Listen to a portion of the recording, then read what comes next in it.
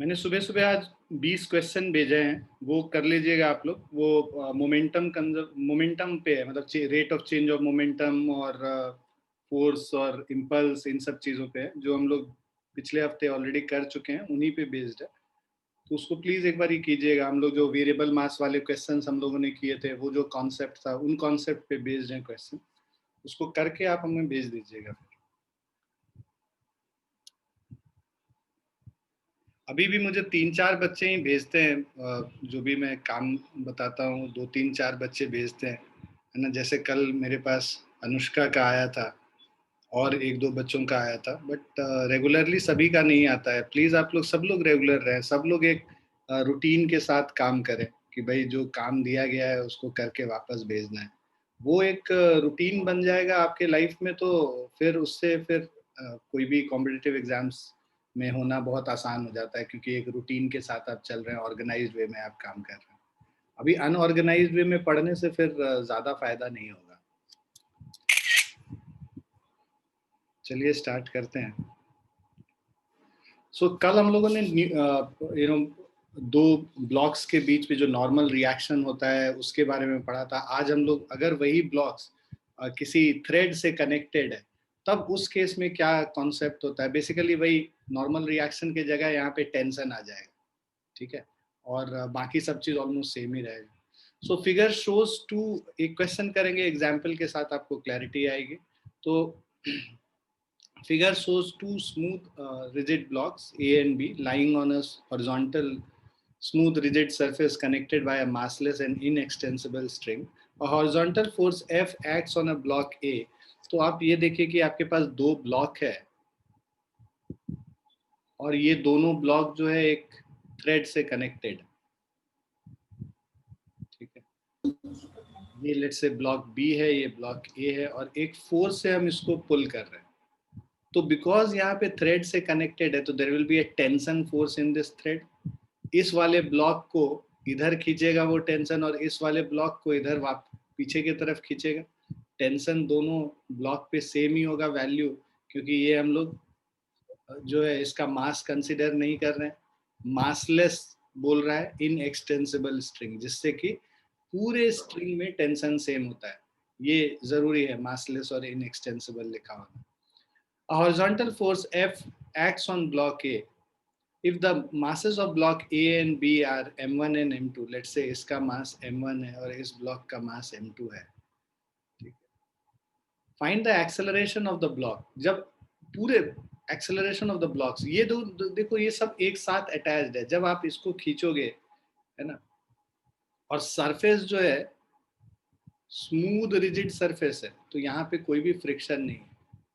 तो जब आप इसको पुल करते हो तो ये दोनों ब्लॉक साथ में ही मूव करेगा। ये जब मूव करेगा तो बिकॉज ब्लॉक इन, ये जो स्ट्रिंग है वो इन एक्सटेंसिबल है, तो ये ब्लॉक भी साथ में इसके मूव करेगा। तो ये दोनों ब्लॉक ए एक्सेलरेशन से साथ में मूव करेगा। मतलब इस, ये अगर एक्स डिस्टेंस मूव करेगा तो बी भी एक्स डिस्टेंस मूव करेगा, क्योंकि दोनों धागे से बंधा हुआ है, एक थ्रेड से बंधा हुआ है। तो बिकॉज ये स्ट्रिंग इनएक्सटेंसिबल है, जितना डिस्टेंस ए ट्रैवल करेगा उतना ही डिस्टेंस बी ट्रैवल करेगा।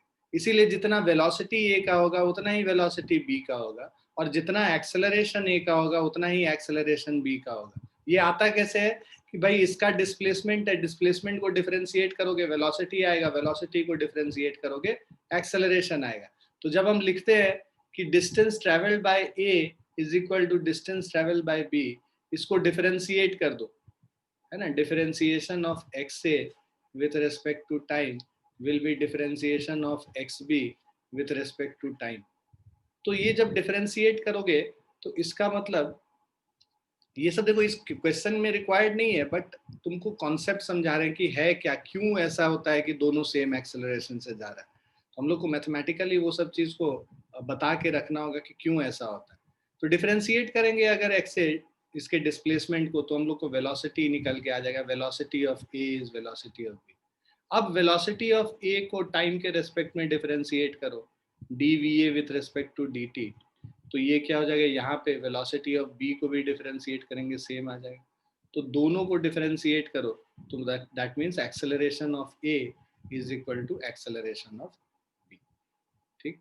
ए का एक्सेलरेशन और बी का एक्सेलरेशन सेम। तो हम लोग इसको एज्यूम कर लेते हैं कि a के बराबर है। तो अब ये दोनों a एक्सेलरेशन से मूव कर रहा है, हम लोग इस पूरे ये दोनों ब्लॉक को साथ में सिस्टम मान लेते हैं, ठीक है। So consider both the blocks as system, consider both blocks connected by a string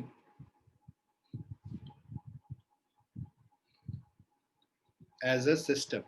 Newton's laws of motion में हम लोग को क्या करना होता था, सबसे पहले सिस्टम डिसाइड करना होता था, उसके बाद फ्री बॉडी डायग्राम बनाना होता था, फ्री बॉडी डायग्राम बनाने के बाद इक्वेशन लिखना होता था और उसको सॉल्व करना होता था। तो ये स्टेप्स थे, है ना, हम लोगों ने पहले भी देखा है। तो consider both the blocks connected by a string as a system. तो इस पूरे सिस्टम पे एफ फोर्स लग रहा है राइट साइड में, तो F is equal to total mass इस पूरे सिस्टम का m1 प्लस m2 है, और एक्सेलरेशन इसका यूनिफॉर्म ए है, तो a is equal to F divided by m1 plus m2 हो जाएगा, ठीक है। सो ये हमने सबसे पहले एक्सेलरेशन निकाल लिया।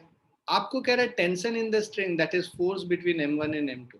तो आप क्या करो, b का एक फ्री बॉडी डायग्राम अलग से बनाओ। तो b के फ्री बॉडी डायग्राम में टेंशन t इधर लग रहा है ना, और ये स्मूथ सरफेस है, इसका मास m2 है, इसका इक्वेशन लिखेंगे तो हमारे पास आ जाएगा tension t is equal to mass m2 into acceleration a। So tension t is equal to m2 into acceleration, जो हम लोग फर्स्ट इक्वेशन में यहाँ निकाले उसको यूज कर लेंगे, f divided by m1 plus m2। सो ये हमारा टेंशन हो गया। थर्ड पार्ट में कह रहा है कैन वी से force f is acting on block b। तो क्या हम ये बोल सकते हैं कि F फोर्स ब्लॉक बी पे एक्ट करा, in other words in block be directly affected by force F, या डायरेक्टली अफेक्टेड नहीं है, इनडायरेक्टली अफेक्टेड है। F तो A पे लग रहा है, बट उसका जो रिजल्ट है, ये जो टेंशन फोर्स है, ये बी पे भी शिफ्ट कर जाता है, तो इस टेंशन की वजह से ये शिफ्ट कर जाता है उधर, ठीक है। So force F is not directly affected, not directly affects block B। तो आप लिख सकते हो थर्ड पार्ट में force F does not directly affect block B। Clear है बच्चों? Yes, sir.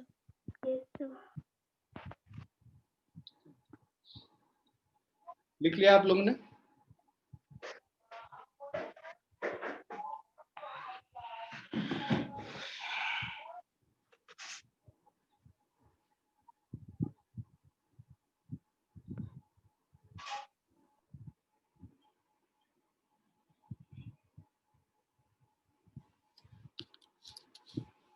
अंकित जी, पर क्लास तो हो रही है, जूम लिंक इनवैलिड क्यों बता रहा है?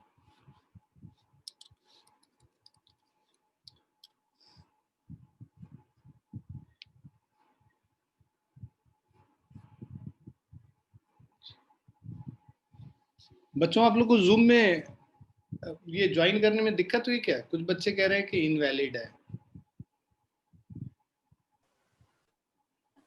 No, sir. No, sir. No, sir.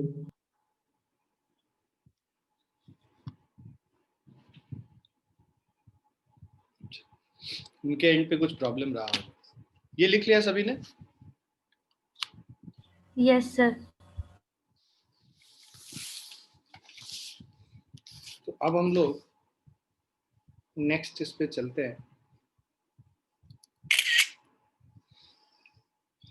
ये देखिए 3 ब्लॉक्स लगे हुए हैं साथ में, जैसे हम लोग कल 3 ब्लॉक को साथ में ऐसे मूव करा रहे थे, नॉर्मल रिएक्शन के साथ पुश कर रहे थे। So figure shows 3 smooth rigid blocks A, B and C lying on horizontal smooth rigid surface. A horizontal force F acts on block A. Strings are massless and inextensible. If masses of block A and B are m3 and m2 respectively, then acceleration of blocks, ठीक है। Contact force between m1 and m2, contact force नहीं होना चाहिए, basically tension force होना चाहिए। अब यहाँ पे भी टेंशन फोर्स, ठीक है। तो यहाँ पे देखो, जब भी ब्लॉक बीच में आ गया तो यहाँ पे अगर टेंशन T1 है तो यहाँ पे अलग टेंशन T2 हो, ठीक है। टेंशन चेंज कर जाता है अगर बीच में कोई मास आ जाता है, ये हम लोग पहले भी बात कर चुके हैं। अगर कोई मास नहीं होता तो पूरे स्ट्रिंग में एक ही टेंशन होगा, अगर वो स्ट्रिंग मासलेस है, मासलेस और इनएक्सटेंसिबल है। तो ये पूरे स्ट्रिंग में यहाँ से यहाँ तक, अब ये स्ट्रिंग बदल गया, सेम स्ट्रिंग नहीं रहा है क्योंकि बीच में मास आ गया, तो उसकी वजह से टेंशन चेंज हो जाता है। क्लियर है बच्चों? इसीलिए यहाँ पे टेंशन T1 लिखते हैं, यहाँ पे टेंशन T2 लिखते हैं। अब पूरे का फ्री बॉडी डायग्राम अगर अलग अलग अगर हम बनाते हैं तो पहले M1 का अगर हम बनाएं, राइट, M1 में फोर्स F इधर लग रहा है, हॉरिजॉन्टल डायरेक्शन में बस बनाते हैं क्योंकि वर्टिकल डायरेक्शन के फोर्स का मतलब नहीं है, क्योंकि वर्टिकल डायरेक्शन में कोई भी मूवमेंट नहीं हो रहा है, तो हम लोग अभी नहीं लिख रहे हैं क्लैरिटी के लिए। F और T1 यहाँ पे लग रहा है M1 पे। M2 की बात करें तो राइट साइड में T1 लग रहा है और लेफ्ट साइड में T2 लग रहा है। और अगर M3 की बात करेंगे तो M3 में एक फोर्स बस लग रहा है T2 इस तरफ, ठीक है। अब ये हमारा A है, ये पॉइंट ये B है और ये C है।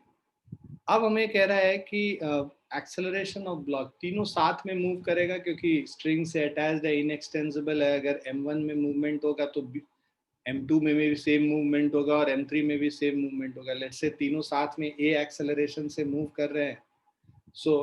अब अगर हम लोग इक्वेशंस लिखेंगे यहाँ पे M1 के लिए, तो हमारा M1 के लिए इक्वेशन आएगा F minus T1 is equal to M1A, right.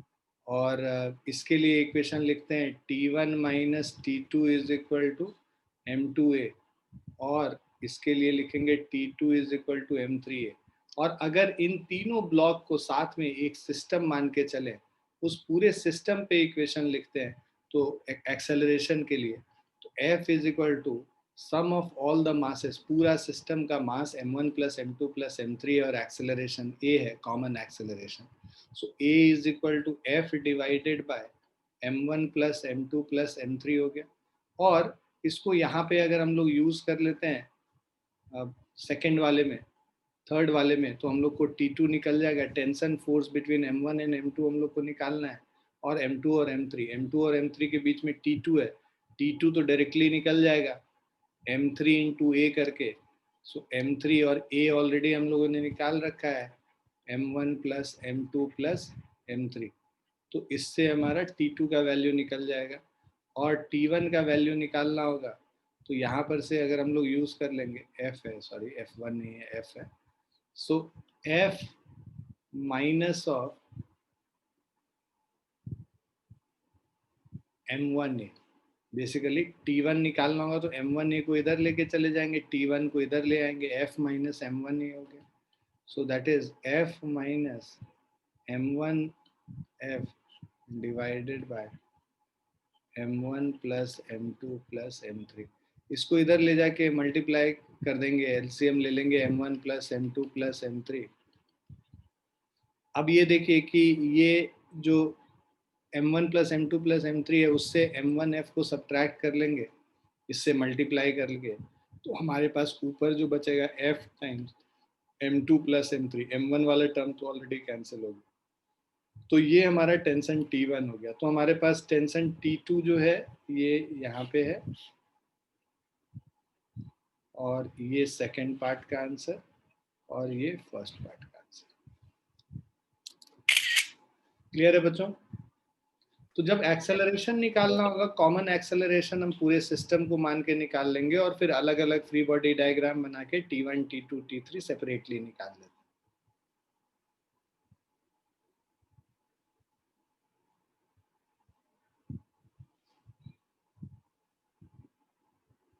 लिख लिया बच्चों?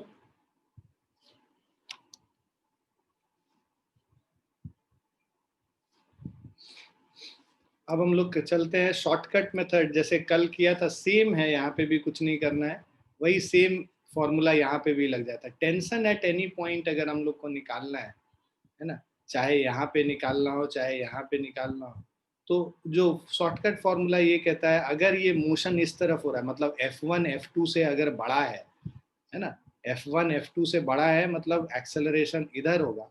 तो अगर हम लोग को टेंशन T1 निकालना है तो T1 निकालने के लिए फॉर्मूला क्या होगा, mass of blocks between T and F2।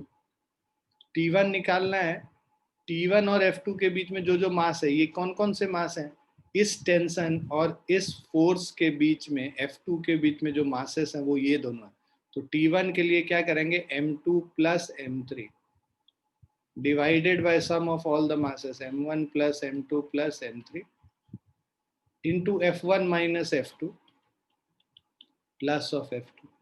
तो पिछले केस में F2 क्या था जो हम लोग अभी क्वेश्चन कर रहे थे, F2 0 था, तो F2 0 हो जाएगा तो सीधा F1 इंटू ये आ गया जो कि हम लोग को निकल के आया था। और अगर यही हम लोग को T2 निकालना होता है, टेंशन T2, तो T2 के पीछे कितने मासेस हैं, बस एक मास है M3 है, तो यहाँ पे M3 यूज करेंगे, नीचे M1 plus M2 plus M3 जो सम ऑफ ऑल द मासेस हो गया into F1 minus F2 plus of F2। ये हमारा फॉर्मूला हो गया इसके लिए। क्लियर है ये शॉर्टकट मेथड? कल वाले जैसा ही है, जैसा हम लोगों ने कल किया।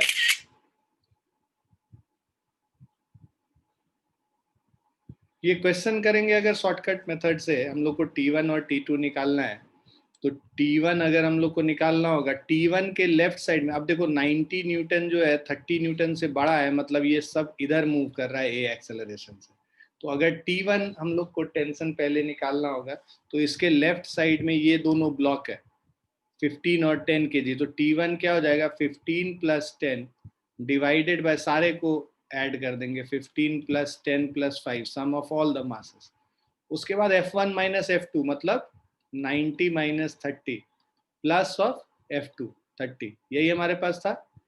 T1 is equal to M1 plus M2 divided by M1 plus M2 plus M3, अभी पीछे हम लोगों ने किया था, into F1 minus F2 plus of F2। तो ये हमारा है F1 और ये हमारा है F2। ठीक है, तो ये यहाँ पे हमारा टेंशन T1 जो होगा 15 प्लस 10 कितना है 25 है, 15 प्लस 10 25 प्लस 5 करेंगे 30 हो गया, 25 अपॉन 30, 90 माइनस 30 हमारा 60 है, प्लस ऑफ 30 हो गया। अब ये 32 टाइम्स हो गया, 25 इंटू 2 50 प्लस 30 80 न्यूटन हो गया, हमारा टेंशन T1 80 न्यूटन हो गया। अब इसके बाद अगर हम लोग को T2 निकालना होगा तो T2 निकालने के लिए फिर से सेम फॉर्मूला यूज करेंगे। T2 के लेफ्ट साइड में कौन सा मास है, 15 kg वाला मास है, तो यहाँ पे ऊपर न्यूमरेटर में 15 यूज करेंगे और इन तीनों को ऐड कर देंगे, मतलब 15 प्लस 10 प्लस 5 है ना, कल वाले शॉर्टकट मेथड जैसा ही है। और F1 माइनस F2 यहाँ पे भी क्या है 90 माइनस 30 प्लस ऑफ F2 30 हो गया, तो 15 divided by 30 into 60 plus of 30, तो 32 जा 60, 30 प्लस 30 60 न्यूटन हो गया। सो T2 60 न्यूटन हो गया, T1 80 न्यूटन हो गया। फॉर्मूला बस इस तरह के क्वेश्चन जहाँ पे हम लोग को T1 T2 निकालना होगा, ये फॉर्मूला काफ़ी आपका समय बचाएगा वहाँ पे। तो अगर आप याद कर सकते हैं तो याद कर लीजिए, अदरवाइज आप जो फ्री बॉडी डायग्राम बना के करते हैं वैसे कर सकते हैं। क्लियर है बच्चों? Yes, sir. Yes, sir.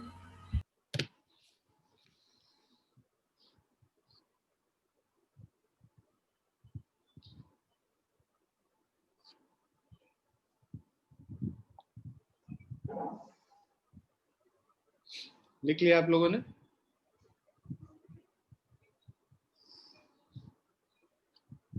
Yes, sir.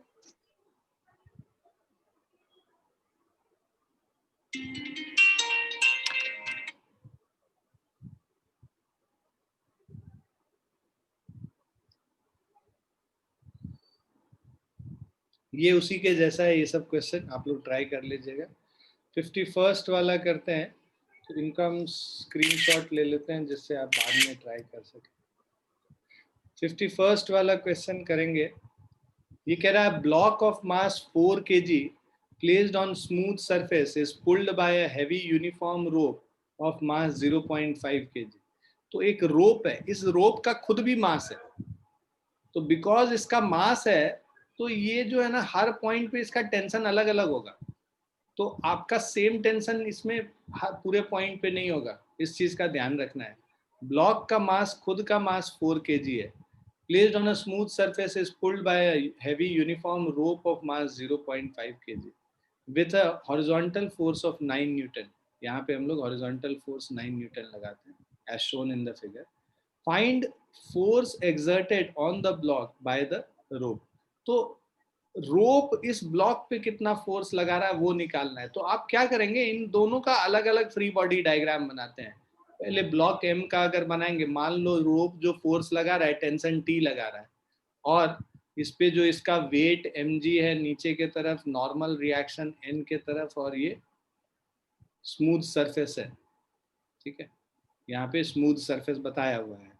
सो इसके अलावा ये जो रोप है, इस रोप का खुद भी एक मास है, तो इसका मास हो जाएगा mg नीचे के तरफ, ठीक है, और एक फोर्स इधर लग रहा है 9 न्यूटन राइट साइड में, ठीक है।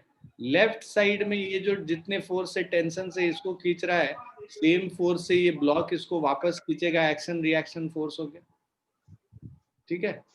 और ये बिकॉज यहाँ पे अटैच्ड है, तो अटैचमेंट की वजह से यहाँ नॉर्मल रिएक्शन, एक रिएक्शन होगा ऊपर की तरफ जो कि इसको बैलेंस करेगा। खैर उससे हम लोग को मतलब नहीं, हम लोग को तो हॉरिजॉन्टल फोर्सेस से बस मतलब है, राइट। तो हॉरिजॉन्टल फोर्सेस का अगर हम लोग बस इक्वेशन लिखते हैं, ये दोनों पुल हो रहा है, साथ में पुल हो रहा है, दोनों का साथ में ए एक्सेलरेशन है, राइट।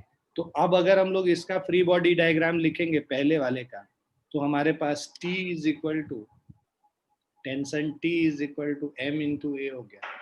और इस वाले रोप का अगर इक्वेशन लिखेंगे तो 9 minus T is equal to small m into A.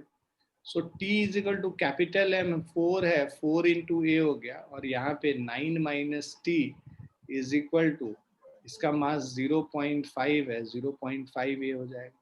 T का वैल्यू 4 है, यहाँ पे अगर हम लोग सब्स्टिट्यूट कर लेते हैं, अच्छा हम लोग को T ही निकालना है, A को हटाना पड़ेगा, तो A यहाँ पर से अगर हम लोग लिख लेते हैं तो T/4 हो जाएगा।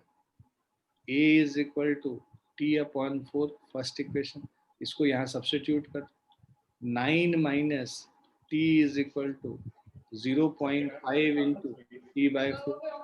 0.5 क्या होता है, 1/2 होता है, तो हमारा जो इक्वेशन होगा, ये आशीष तुम अपना वो कर लो, okay. So 9 minus T is equal to 0.5 को 1/2 लिखेंगे, और ये T/4 हो गया, तो ये हो गया T/8। तो 9 is equal to T plus T/8 हो गया। माइनस T को इस तरफ लेके जाएंगे, प्लस T हो जाएगा, T/8 हो गया।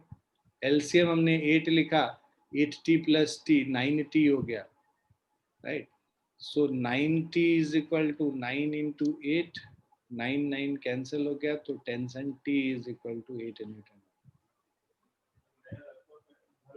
क्लियर है बच्चों? Yes, sir. Yes, sir.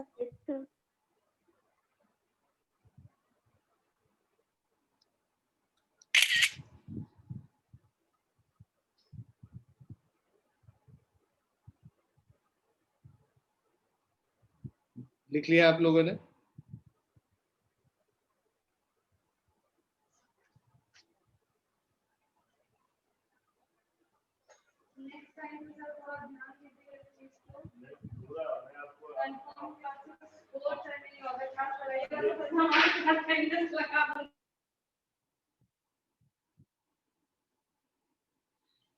लिख लिया बच्चों? Yes, sir. ठीक, नेक्स्ट क्वेश्चन पे आते हैं। एग्जाम्पल 52 है, ये कह रहा है horizontal force is applied on a uniform rod of length L। तो एक पूरा रॉड है, ठीक है, ये पूरा एक रॉड है, रिजिड है, rigid body of length L, इसका पूरा लेंथ एल के बराबर है, ठीक है। On a frictionless surface, find the tension in rod at a distance x from the end where force is applied. इस पॉइंट पे रॉड के अंदर कितना टेंशन होगा वो हमें निकालना है। हम इसको इधर खींच रहे हैं F फोर्स से। अब ये जो अगर इसको यहाँ पर से हम लोग ब्रेक करके देखें तो ये वाला लेफ्ट वाला पार्ट राइट वाले पार्ट को इधर खींच रहा होगा और राइट वाला पार्ट लेफ्ट वाले पार्ट को इस तरफ खींच रहा होगा, है ना। ये खींच रहा होगा कि चलो हमारे साथ लेफ्ट साइड में, और पीछे वाला बोल रहा होगा नहीं हम तो यहीं पे बैठे हुए ठीक है ना, जिसको हम इनर्शिया कहते हैं। इनर्शिया क्या होता है? बेसिकली जो रेजिस्टेंस है change in state of rest और स्टेट ऑफ मोशन पे। तो रुका हुआ वो चाहेगा रुका हुआ रहना राइट साइड वाला, बट लेफ्ट साइड वाला बिकॉज फोर्स उस पर लग रहा है वो बोलेगा कि नहीं भाई मूव करो। तो ये जो फोर्सेस है मान लो इसको हम लोग टेंशन टी मान लेते हैं। एक्शन और रिएक्शन फोर्स है, दो अलग अलग ऑब्जेक्ट पे लग रहा है, ऑपोजिट डायरेक्शन में है, उसका मैग्नीट्यूड सेम होगा। अब अगर हम लोग लेफ्ट वाले की बात करें, ठीक है, तो अ हॉरिजॉन्टल सरफेस, अब मान लीजिए इसका पूरा लेंथ एल है, इसका टोटल मास मान लीजिए रॉड का एम था, ठीक है। सो अब late the mass of rod be m, तो मास पर यूनिट लेंथ हम लोग पहले निकाल लेते हैं। So mass per unit length is equal to mass m by length l, है ना। यूनिट लेंथ का मास कितना हो जाएगा? m बाय l हो जाएगा। अब अगर हम लोग को x डिस्टेंस पे ये जो लेफ्ट साइड वाला मास है, लेफ्ट साइड वाला जो ब्लॉक का पार्ट है, mass of the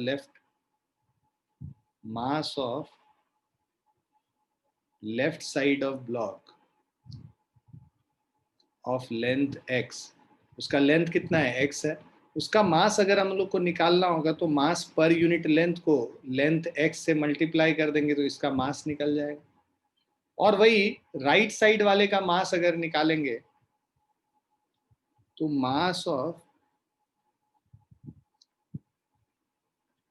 right side of block of length l minus x, ठीक है। l माइनस एक्स वाला जो लेंथ है, ये वाला जो बचा हुआ लेंथ होगा, इसका लेंथ कितना हो जाएगा? l माइनस एक्स हो जाएगा। सो बचे वाले का जो लेंथ l माइनस एक्स है, उसका मास अगर हम लोग निकालेंगे तो mass per unit length into length l minus X से मल्टीप्लाई कर लेंगे, ठीक है। सो ये हो गया मास ऑफ लेफ्ट साइड और ये mass of right side.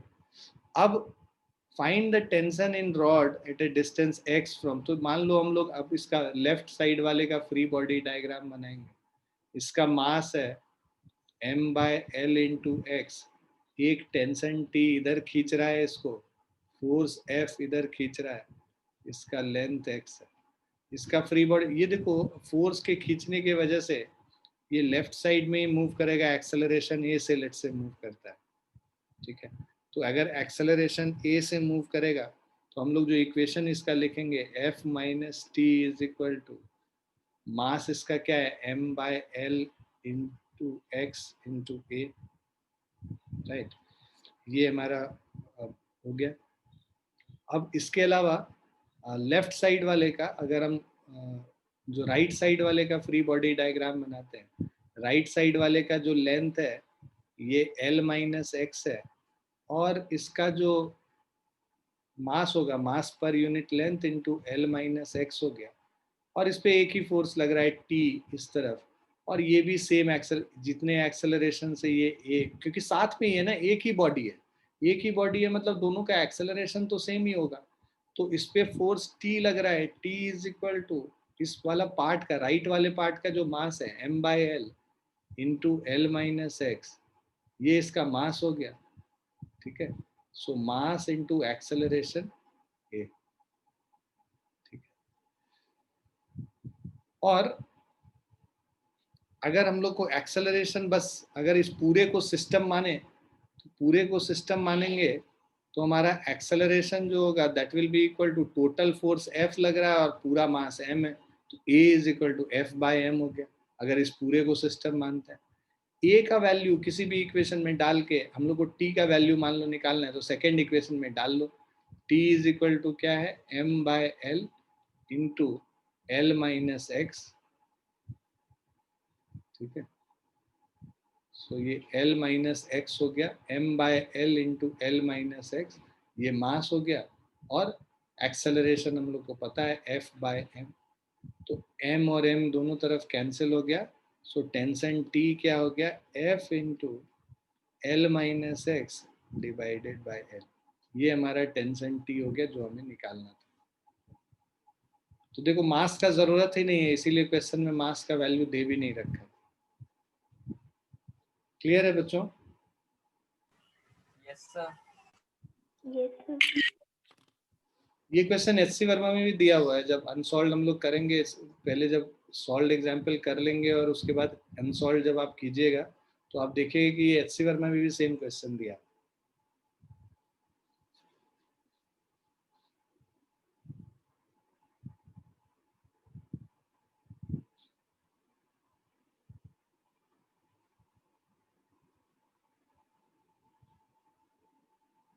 Clear है बच्चों?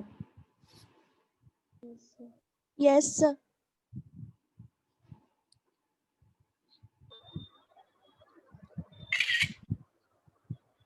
ये भी सेम क्वेश्चन है, ये आप लोग अटेम्प्ट कर लीजिएगा, मैं शेयर कर लूंगा आपके साथ जो स्लाइड। तो इसमें क्या करना है बेसिकली, इसमें बस ये है कि F2 जो है और F1 दोनों लग रहा है, F2 और F1 दोनों लग रहा है, और यहाँ पे F2 ग्रेटर देन F1 है, मतलब एक्सेलरेशन इधर होगा, राइट।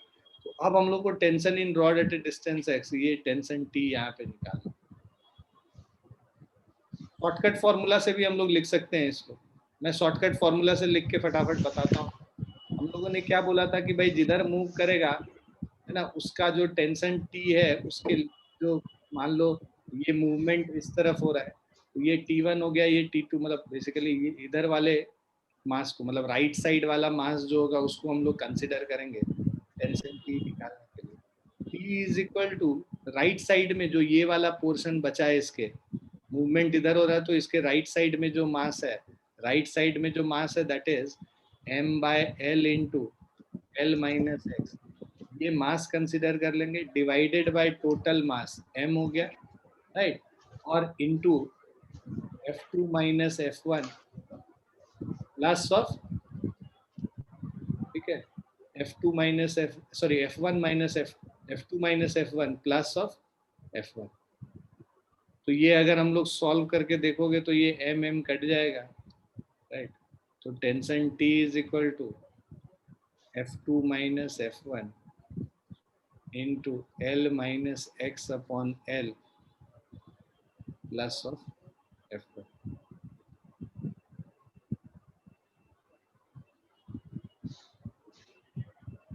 क्लियर है बच्चों?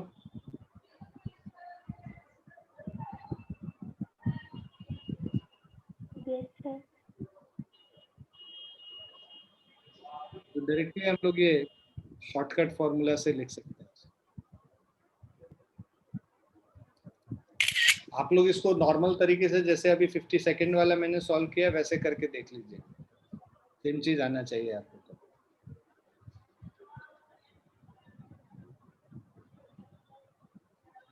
हॉर्स कार्ट प्रॉब्लम काफी पॉपुलर है, बेसिकली सारे किताब में तुमको मिलेगा, चाहे एनसीईआरटी ले लो, सीबीएसई का कोई किताब ले लो, नीट का कोई बुक ले लो, या आईआईटी का कोई बुक ले लो। तो बेसिकली ये समझना कि अगर एक हॉर्स जो है कार्ट को पुल कर रहा है तो उस पे उसका फ्री बॉडी डायग्राम बना के समझना है कि what are the forces acting, और किस डायरेक्शन में ये सारे फोर्सेस एक्ट हो रहे हैं। तो इसको समझ लेते हैं फटाफट, है ना, हॉर्स कार्ट प्रॉब्लम को।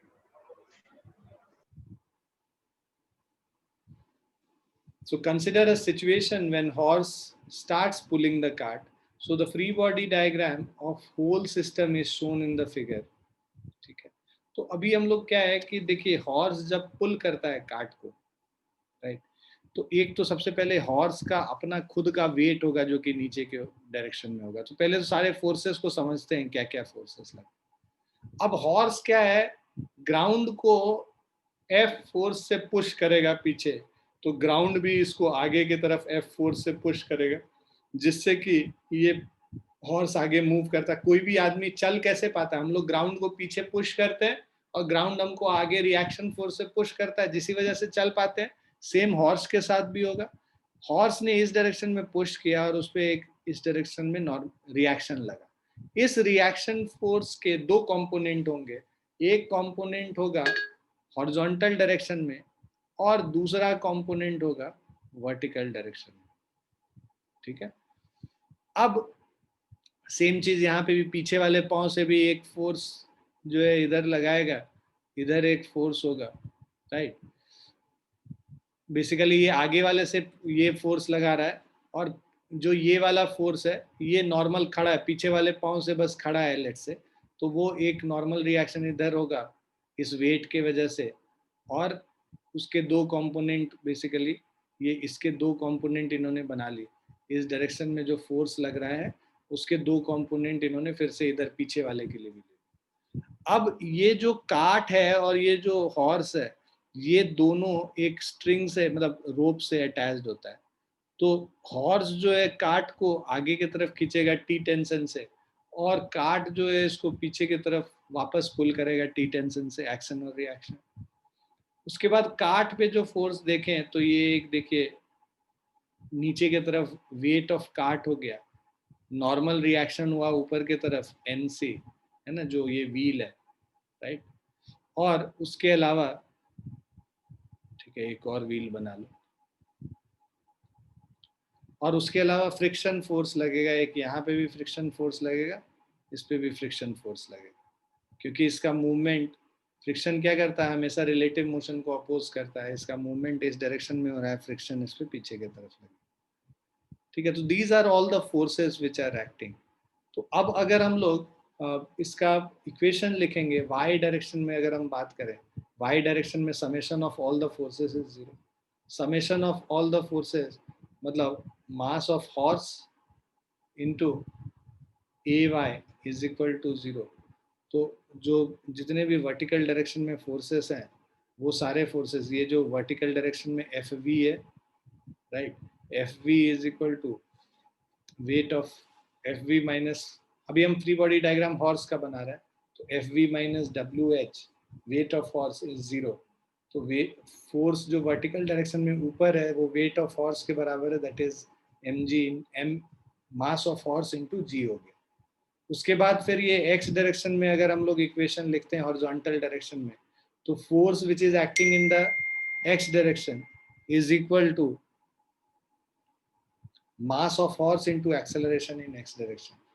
तो ये देखिए force in horizontal direction minus T is equal to mass of horse into acceleration A.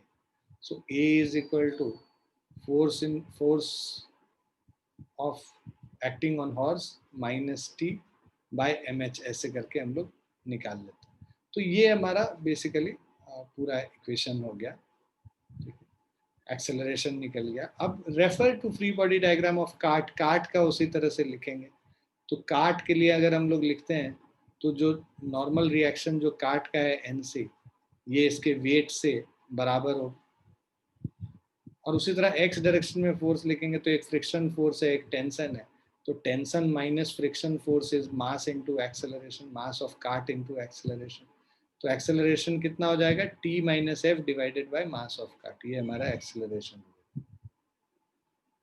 Now free body diagram of a system. So applying Newton's law along horizontal motion, horizontal direction में जो force है minus of F, so force जो ये horse लग रहा है minus of ये friction force जो लग रहा है पूरे सिस्टम पे, मतलब इस पूरे चीज को अगर हम सिस्टम मान लेते हैं, ठीक है, इस पूरे को अगर सिस्टम मान लेते हैं तो राइट साइड में एफ एच फोर्स लग रहा है, लेफ्ट साइड में फ्रिक्शन फोर्स एफ लग रहा है। So Fh minus F is equal to mass of horse plus mass of cart into acceleration. एक मिनट बच्चों,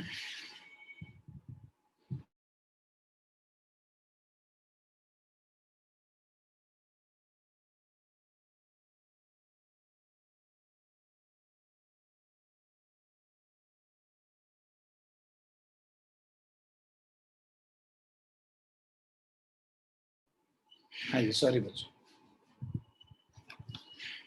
ठीक है, तो पूरे सिस्टम को अगर हम लोग ये हॉर्स और कार्ट दोनों को सिस्टम मान लें तो बेसिकली अगर हम इक्वेशन लिखेंगे तो देखो राइट साइड में FH फोर्स लग रहा है जो ये वाला फोर्स है, लेफ्ट साइड में जो फोर्स लग रहा है F लग रहा है, तो FH minus F is equal to दोनों का मास जोड़ दो, मास ऑफ हॉर्स और मास ऑफ कार्ट दोनों को जोड़ देंगे और टोटल एक्सेलरेशन जो है वो A।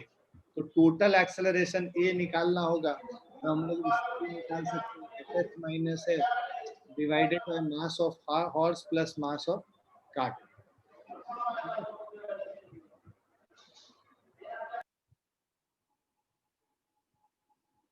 क्लियर है सबको? सारे फोर्सेस ये सब चीज क्लियर है, क्या क्या फोर्स लग रहा है और कैसे हम लोग इक्वेशन लिख रहे हैं?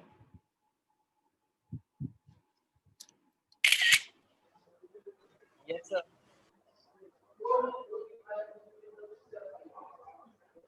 बेटा अपना अपना ना ये आशीष, यस सर। बेटा अपना फोन ना जब बात करके फिर तुरंत म्यूट कर दिया करो, पीछे से बहुत आवाज आती है, डिस्टरबेंस होता है थोड़ा क्लास में। हाँ,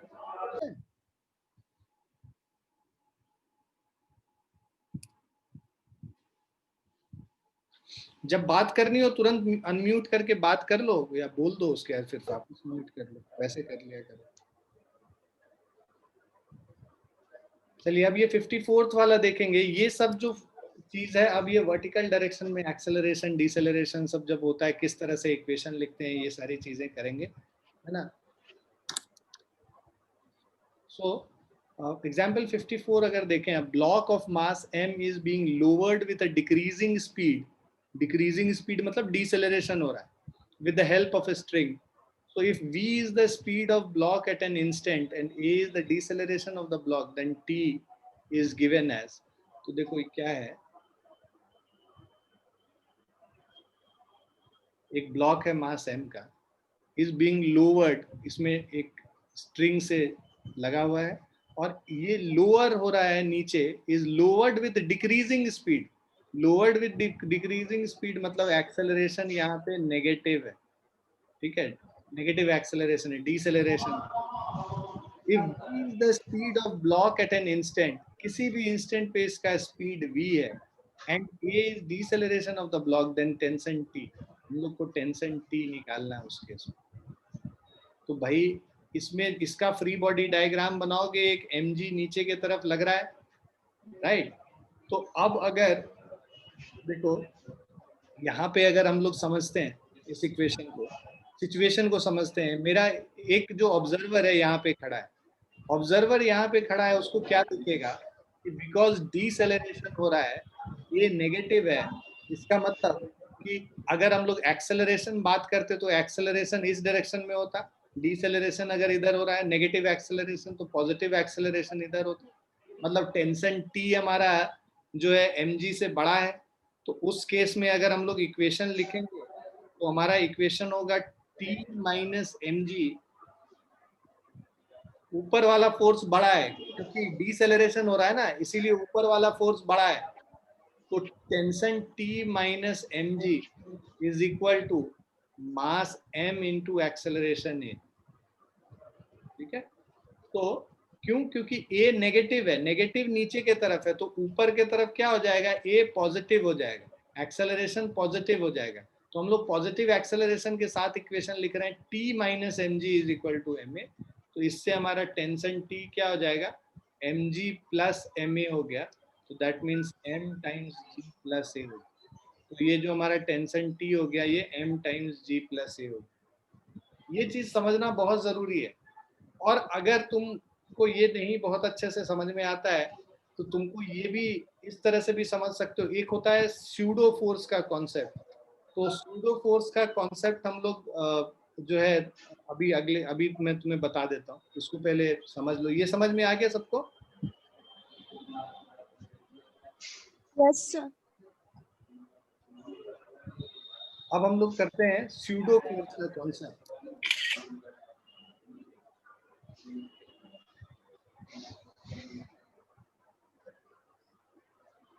स्यूडो फोर्स क्या कहता है, स्यूडो फोर्स नाम का मतलब ही हो गया, स्यूडो का मतलब क्या होता है, किसी को पता है? फॉल्स। हाँ फॉल्स, बहुत बढ़िया। तो स्यूडो का मतलब ये होता है फॉल्स, जो एग्जिस्ट ही नहीं कर रहा है, मतलब कि ऐसा फोर्स जो एग्जिस्ट नहीं कर रहा है बट फिर भी उसको हम मान रहे हैं, है ना, ट्रूली अवेलेबल नहीं है ये फोर्स, कहीं पे भी ये फोर्स प्रेजेंट नहीं है ऐसा, बट हम लोग को मानते हैं ऐसा फोर्स है जो कि हम एक्सपीरियंस करते हैं बट एक्चुअली एग्जिस्ट नहीं करता है, उसको स्यूडो फोर्स कहते हैं। स्यूडो फोर्स कब अप्लाई करते हैं? कोई भी ऑब्जेक्ट पे अगर हम लोग बेसिकली देखो, हम लोग का जो न्यूटन्स लॉज ऑफ मोशन है ना, ये एप्लीकेबल है कब? जब कि जो फ्रेम ऑफ रेफरेंस है वो फ्रेम ऑफ रेफरेंस हमारा non accelerated frame of reference, मतलब कि Newton's law is only applicable. दो तरीके का फ्रेम ऑफ रेफरेंस है, इनर्शियल फ्रेम ऑफ रेफरेंस और non inertial frame of reference. तो हम लोग ने शुरू में जब क्लासेस शुरू की थी तो मैंने बताया था तुम्हें, हमारे पास दो फ्रेम ऑफ रेफरेंस होता है, ठीक है। एक होता है inertial frame of reference,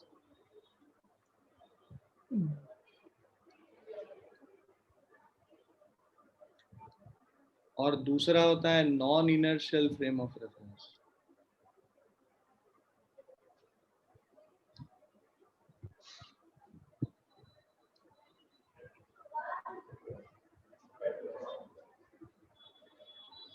inertial frame of reference वो फ्रेम ऑफ रेफरेंस हुआ which is either or in rest, either in rest or moving with uniform speed.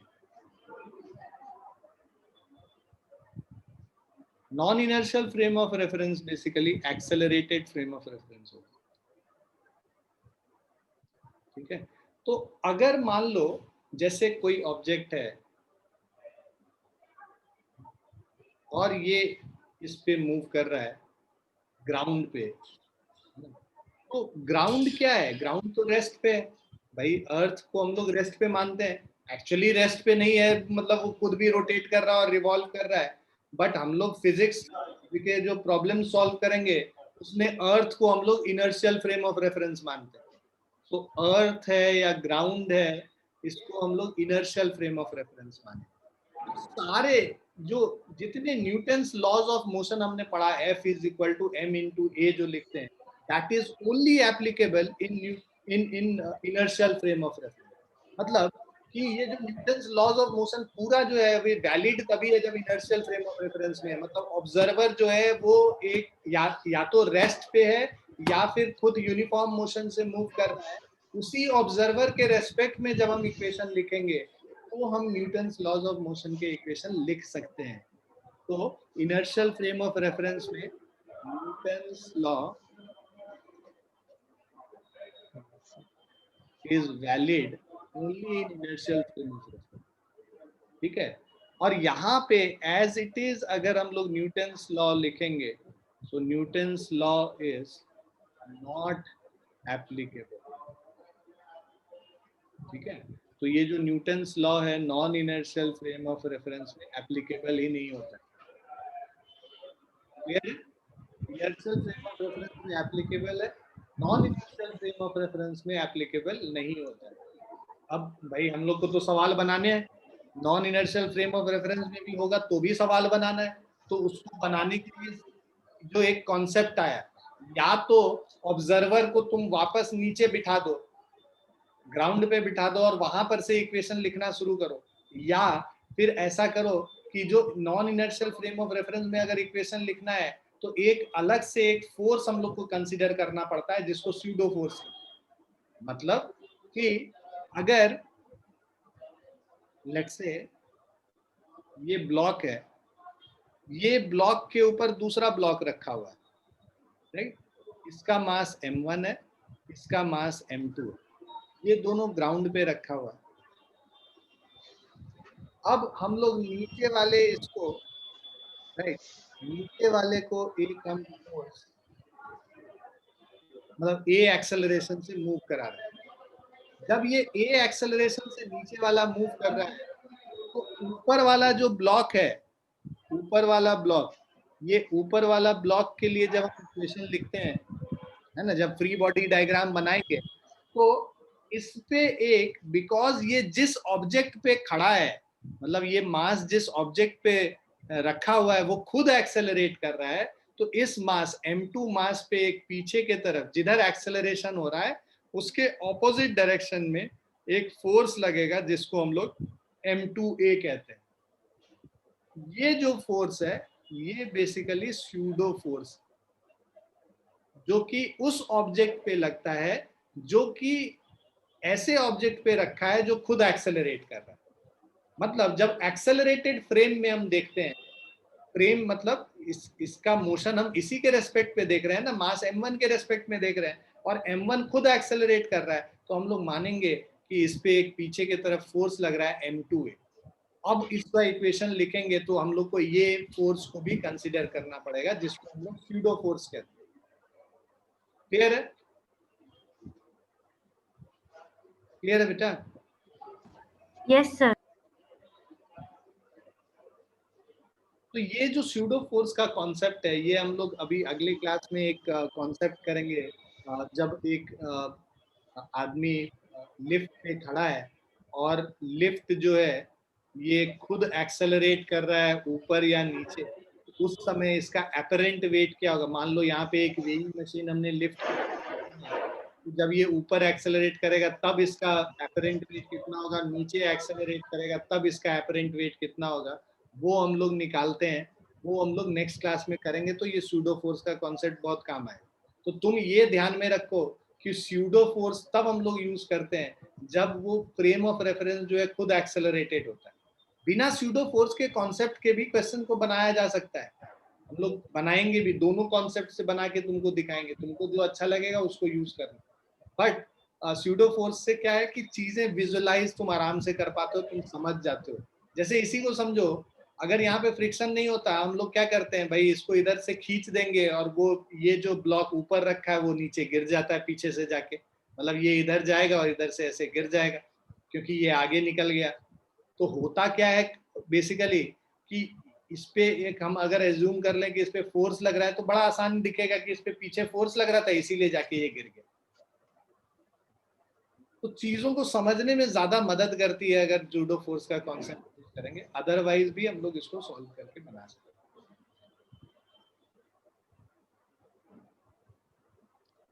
हैं। क्लियर है सभी को? Yes, sir. Yes, sir. Next question पे आते हैं। तो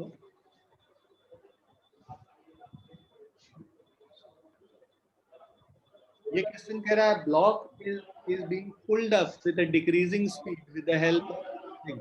यहाँ पे जस्ट उसका उल्टा, ये क्या कह रहा है, ब्लॉक को ऊपर पुल कर रहे हैं, है ना, विद अ डिक्रीजिंग स्पीड। मतलब इधर जो एक्सेलरेशन है वो नेगेटिव है, तो नीचे जो एक्सेलरेशन होगा वो क्या हो जाएगा, पॉजिटिव हो जाएगा, जस्ट इसका ऑपोजिट, है ना बेटा। अगर नीचे डिसेलरेट कर रहा है मतलब ऊपर डिसेलरेट कर रहा है मतलब नीचे नीचे एक्सेलरेट कर रहा होगा, नेगेटिव एक्सेलरेशन। मान लो हम कहते हैं a इज इक्वल टू -2 है, a इज इक्वल टू -2 अगर ऊपर के डायरेक्शन में दिखा रहे थे, इसका मतलब नीचे के डायरेक्शन में a इज इक्वल टू +2 हो जाएगा। So a block is being pulled up with decreasing speed with the help of a string. If v is the speed of the block at an instant and a is the deceleration of block, then tension T is, अब इसमें नीचे के तरफ wait एक लग रहा है mg लग रहा है, तो अगर हम लोग इक्वेशन लिखेंगे तो हमें पता है नीचे पॉजिटिव एक्सेलरेशन है, मतलब नीचे वाला फोर्स ऊपर वाले फोर्स से बड़ा है। इक्वेशन लिखेंगे तो लिखेंगे भाई mg minus T is equal to m into A. तो इसका मतलब क्या हो गया, t को उस तरफ ले जाएंगे, mg minus of ma is equal to t और tension t is equal to m times minus a.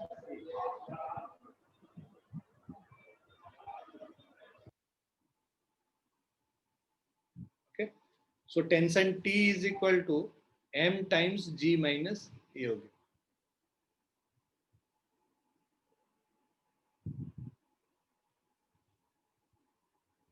Clear है बच्चों? Yes, sir. Yes, sir. Dimple पूछिए आप। सर अगर नीचे वाला फोर्स मतलब ऊपर वाले फोर्स से बड़ा है तो सर इसको एक्सेलरेट नीचे करना चाहिए ना। नीचे वाला फोर्स ऊपर वाले से, हाँ तो हो ही तो यही रहा है, एक्सेलरेट नीचे ही तो हो रहा है, तभी तो ऊपर हम बोलते हैं नेगेटिव एक्सेलरेशन, डीसेलरेशन। ऊपर तो डीसेलरेट कर रहा है ना, एक्चुअली तो एक्सेलरेट नीचे ही कर रहा है। डीसेलरेशन का क्या मतलब? नेगेटिव एक्सेलरेशन, मतलब जिस डायरेक्शन में हम मान रहे हैं एक्सेलरेशन उधर नहीं हो रहा है एक्सेलरेशन, उसके उल्टे डायरेक्शन में एक्सेलरेशन। ठीक है, सर लेकिन यहाँ पे तो पुल्ड अप हो रहा है, मतलब ऊपर खींचा जा रहा है। नहीं खींच ऊपर रहे हैं बट एक्सेलरेशन नहीं हो रहा है, डीसेलरेशन हो रहा है। देखो ना, कह रहा है कि वेलोसिटी, उसका स्पीड जो है धीरे धीरे कम होता जा रहा है। कम क्यों हो रहा है स्पीड? क्योंकि नीचे वाला फोर्स ज्यादा है, इसीलिए स्पीड कम होता जा रहा है। ओह ये तो समझ गए। अगर इसी कॉन्सेप्ट को हम ये समझते, मान लो कि ये कह रहा है कि ए एक्सेलरेशन से नेगेटिव जा रहा है, या ए एक्सेलरेशन से पॉजिटिव एक्सेलरेशन इधर है नीचे के तरफ, तो जब नीचे के तरफ पॉजिटिव एक्सेलरेशन है, इस पे अगर हम फोर्स लिखते तो ये लिख देते कि भाई एम ए एक स्यूडो फोर्स इस पे ऑपोजिट डायरेक्शन में लग रहा है, और एम जी इधर लग रहा है, टेंशन टी इधर है।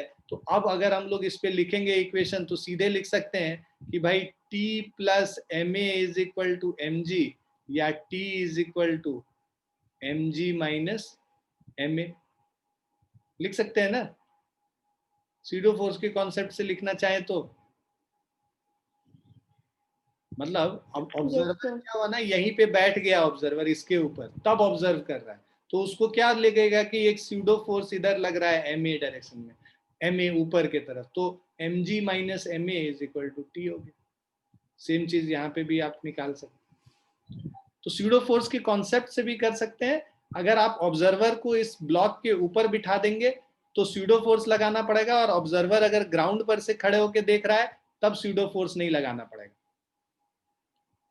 तो हम लोग net force is equal to mass into acceleration वाला जो कॉन्सेप्ट से करते हैं उस कॉन्सेप्ट से कर देंगे।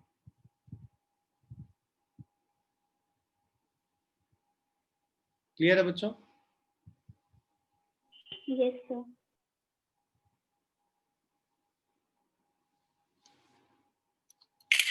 स्यूडो फोर्स वगैरह बहुत कॉम्प्लिकेटेड कॉन्सेप्ट है, तो तुरंत नहीं समझ में आएगा, धीरे धीरे समझ में आएगा, तो अभी टाइम लगेगा। अगर समझने में टाइम लगेगा तो घबराना नहीं है, 2 3 4 5 क्लास के बाद, 6 क्लास के बाद, या हो सकता है कि पूरे ही फ्रिक्शन के बाद तुमको समझ में आना शुरू हो, या दोबारा पढ़ो तब समझ में आना शुरू हो। तो घबराने की जरूरत नहीं है, स्यूडो फोर्स के बिना भी क्वेश्चन बना सकते हैं, उसका कोई बहुत ज्यादा जरूरी नहीं होता। अब जैसे ये क्वेश्चन आया, ये क्वेश्चन काफी इंपॉर्टेंट क्वेश्चन है, और एचसी वर्मा में भी इसमें बहुत सारे क्वेश्चंस ऐसे दिए हुए हैं, और इनफैक्ट काफी पॉपुलर है एग्जामिनर्स के बीच में। मंकी क्लाइंबिंग, और क्लाइंबिंग अप और स्लाइडिंग डाउन द रोप, मतलब एक बंदर रोप के ऊपर चढ़ रहा है या फिर रोप से उतर रहा है, तब क्या कंडीशन होता है, वो सब देखने के लिए इस पे बेस्ड क्वेश्चन भी हम लोग करेंगे। तो अभी आप समझिए पहले कि मैन और monkey is climbing up a sliding or sliding down the rope hanging from a tree.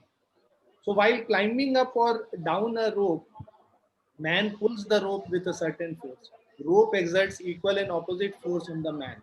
तो मान लो अगर हम लोग को रोप पे क्लाइंब करना होगा तो हम लोग क्या है, टेंशन, उसको रोप को खींचेंगे नीचे की तरफ, है ना, पुल करते हैं, और रोप हमको वापस ऊपर पुल करता है, जिसके वजह से हम ऊपर चढ़ जाते हैं, राइट। तो अब rope exerts equal and opposite force on man, मतलब मैन एक टेंशन टी लगा रहा है नीचे के तरफ, और मैन के ऊपर टेंशन टी लग रहा है ऊपर के तरफ। Now we represent the forces by tension T. इसका मैन का खुद का वेट होगा नीचे की तरफ mg, और मान लो ये मैन ऊपर जो चढ़ रहा है, एक्सेलरेशन a से ऊपर चढ़ रहा है, तो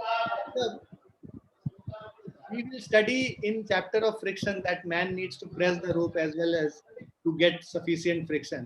Now वो friction के बारे में बाद में पढ़ेंगे।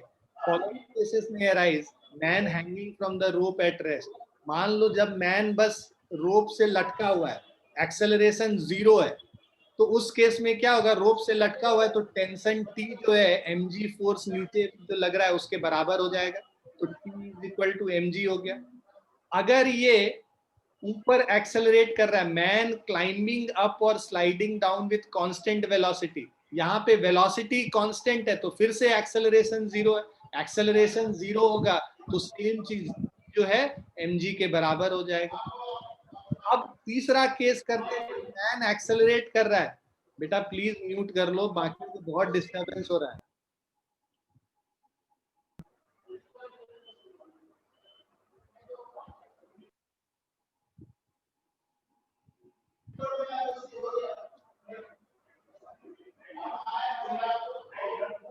शीश, यस सर।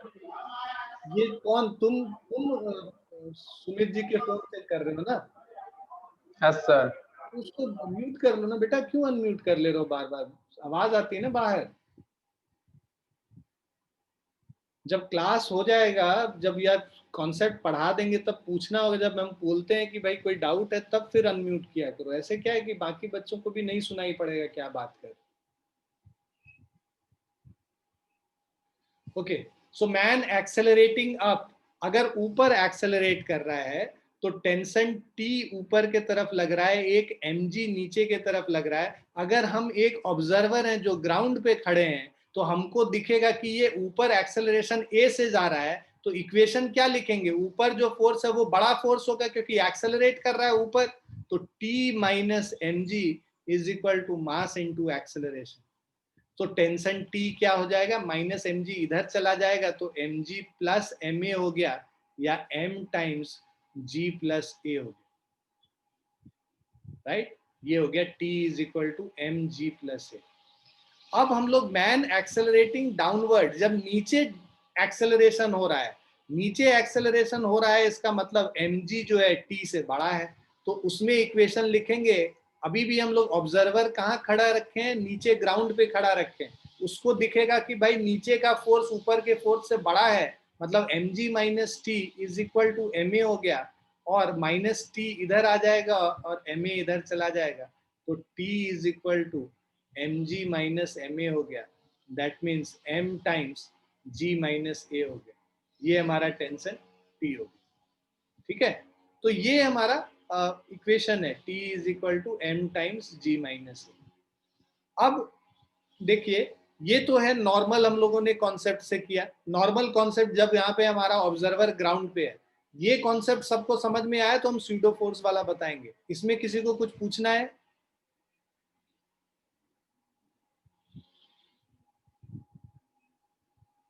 किसी को पूछना है बेटा? No sir. तो चलो अब हम लोग चलते हैं दूसरे वाले पे।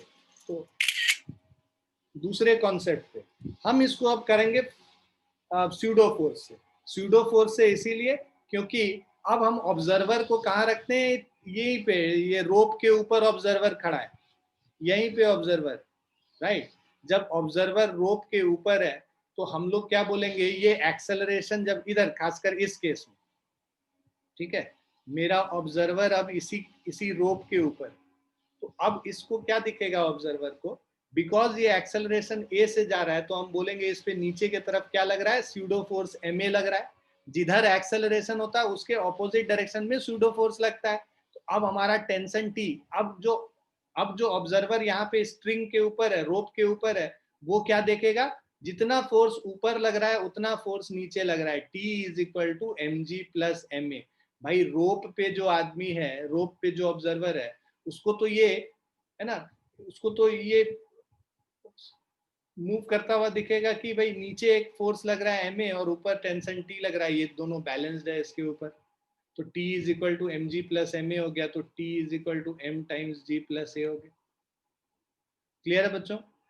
यही यहाँ पे अगर हम लोग स्यूडो फोर्स का कॉन्सेप्ट के साथ देखें कि भाई रोप के ऊपर ऑब्जर्वर है, ए एक्सेलरेशन नीचे है, तो स्यूडो फोर्स एक्सेलरेशन के ऑपोजिट डायरेक्शन में ma ऊपर होता है, तो अब ऊपर जितना फोर्स लग रहा है T प्लस ma, नीचे फोर्स mg के बराबर है, तो T is equal to mg minus ma, that is m times g minus a। तो दोनों से तुमको सेम आंसर आएगा, चाहे ऑब्जर्वर तुम नॉन इनर्शियल फ्रेम पे बिठाओ। नॉन इनर्शियल फ्रेम मतलब रोप नहीं, मतलब इस आदमी के ऊपर, ये आदमी खुद को देख रहा है तब, और उसी तरह ये आदमी खुद ऑब्जर्व कर रहा है तब, है ना, रोप पे नहीं, ऑब्जर्वर ये आदमी खुद है, तब फिर वो स्यूडो फोर्स, जब ऑब्जर्वर खुद है तो वो तो अपने आप को रेस्ट पे ही मानेगा, इसीलिए वहां पे स्यूडो फोर्स नीचे की तरफ लग रहा था और यहाँ स्यूडो फोर्स इस पे ऊपर की तरफ लगता हुआ दिखे।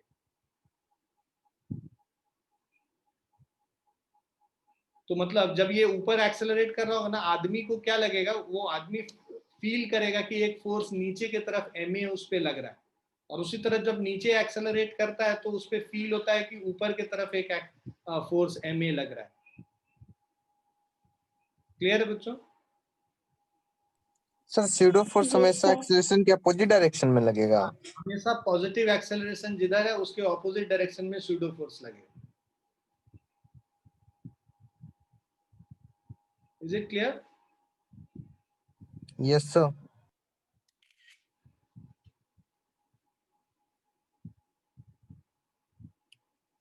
अब ये क्वेश्चन है, इस क्वेश्चन को देखें अगर, so a rope which can withstand the maximum tension of 400 newton, मतलब 400 न्यूटन से ज्यादा जब टेंशन हो जाएगा तो वो रोप टूट, मतलब ब्रेक कर जाएगा वो रोप।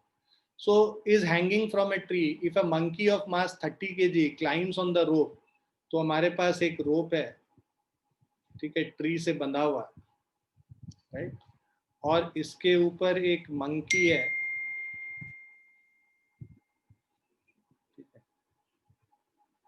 मान लो मंकी है, मतलब लग रहा है चींटी की तरह।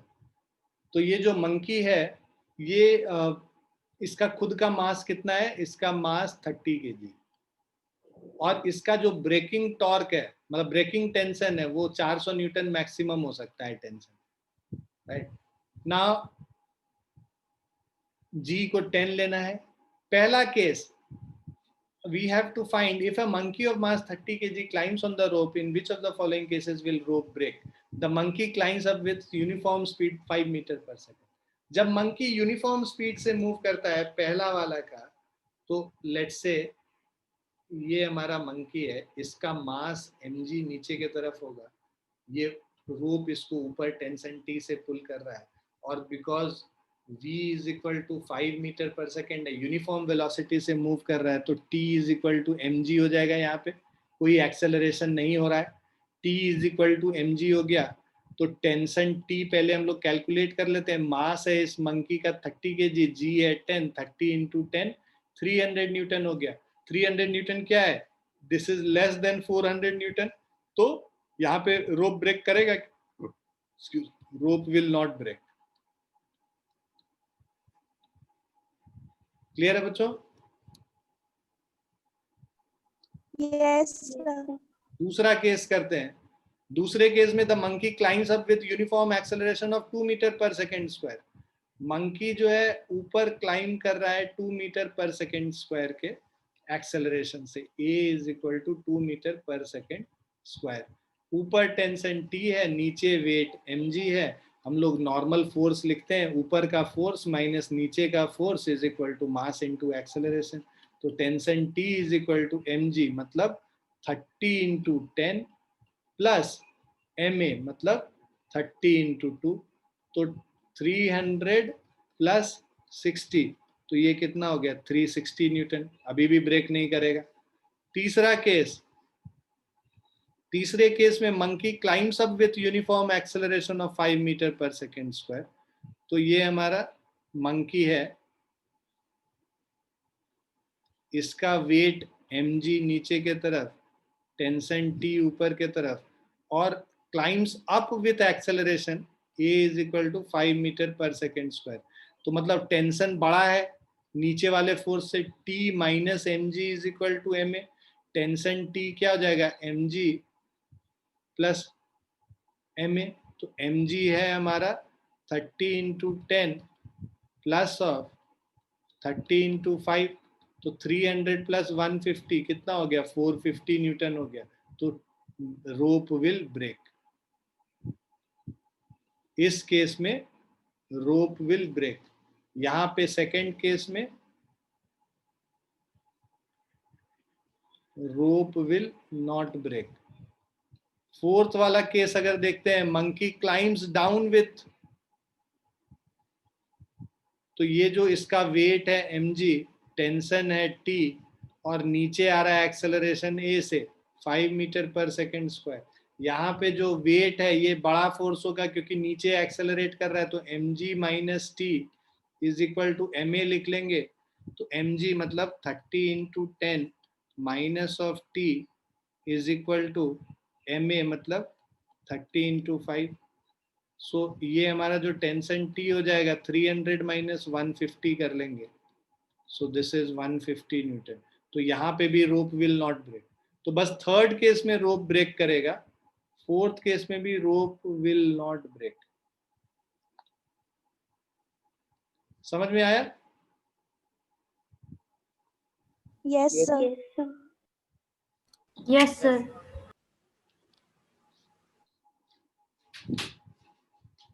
इसको लिख लो तुम लोग, समझ लो, है ना। और मैं शेयर कर लूंगा अभी जो भी हम लोगों ने पढ़ा है, ठीक है ना। सो अगली क्लास में हम लोग थोड़ा वो लिफ्ट वाले प्रॉब्लम्स करेंगे, थोड़े स्प्रिंग वाले कुछ क्वेश्चंस कर लेंगे, है ना। एपरेंट वेट वाला और स्प्रिंग वाला क्वेश्चन कर लेंगे, है ना। तो फिर और उसके अगली क्लास में हम लोग कुछ वो इंक्लाइन प्लेन वाले क्वेश्चंस कर लेंगे, पुलीज वाले क्वेश्चन देखते हैं स्टार्ट कर पाए तो।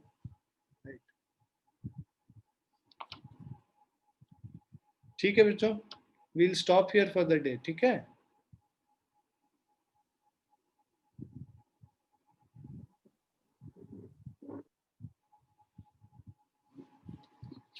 चलो तुम लोग वो काम जो भेजा है वो काम को खत्म करके भेजना मुझे। Yes, sir.